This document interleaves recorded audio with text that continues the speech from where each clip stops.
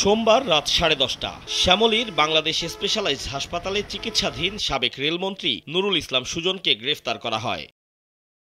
পরে পুলিশের পক্ষ থেকে জানানো হয় তাকে যাত্রাবাড়ী থানার একটি হত্যা মামলায় গ্রেফতার করা হয়েছে, রাখা হয়েছে ডেমরা থানায়।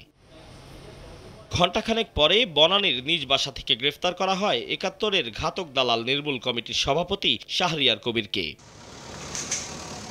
তাকেও একটি হত্যা মামলায় গ্রেফতার দেখিয়ে রাত 12:30টার কাছাকাছি সময়ে আনা হয় মিন্টো রোডে ডিবি কার্যালয়ে।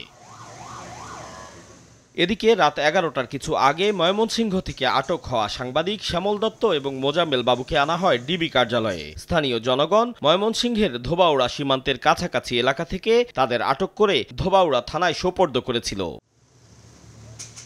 তাদের প্রত্যেককে আজ আদালতে তোলা হবে বলে জানানো হয়েছে ডিবি কার্যালয় থেকে। আতাউর কাউসার, সময় সংবাদ, ঢাকা।